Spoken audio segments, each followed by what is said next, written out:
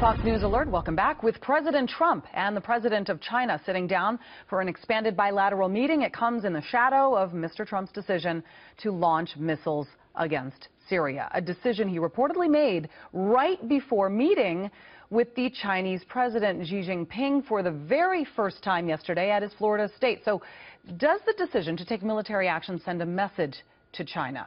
Michael Auslin is an expert on Asia with the American Enterprise Institute and the author of The End of the Asian Century. Thank you very much for talking to us. All right, so let's talk about how this all went down last night. I mean, the irony behind all of it, the importance of this meeting. So you've got President Trump, he's getting ready to sit down to dinner with the President of China, whose stance, as we all know, on Syria is to deal with them politically, peacefully. Then he makes a decision to strike a Syrian airfield used to launch that chemical attack.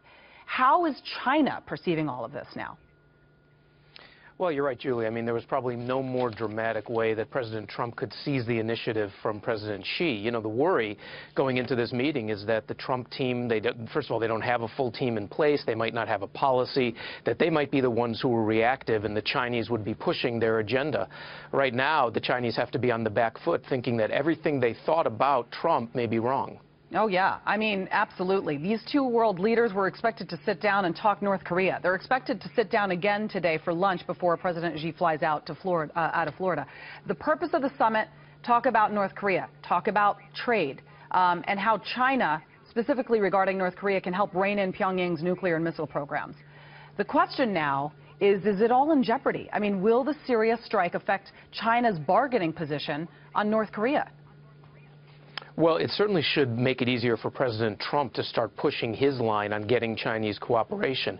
I mean, you'd love to be a fly on the wall in that meeting to see how the Chinese body language has changed, maybe how some of their talking points have changed. You know, this is a president who has shown he can pivot on a dime, who can act decisively in ways that they really didn't expect. So if I were Trump, you know, now I'd be pushing on the Chinese to say, we really need you to not only put pressure on Pyongyang, but to put pressure on your own companies that are supporting this regime to the tune of billions of dollars a year. And the Chinese are going to think twice about saying no to that. How does this strike strengthen Trump's bargaining position when it comes to dealing with North Korea and its nuclear weapons program and the pressure that not just this administration, obviously, but past administrations have tried to do and have failed in preventing Pyongyang from developing nuclear weapons, from test firing these missiles, et cetera? Well, first, I think we need to recognize that, you know, doing a one-off airstrike on Syria is very different from engaging North Korea militarily. It would be a much bigger and much more risky operation to do anything against North Korea, which is why most American presidents have basically sat down and decided they weren't going to do much.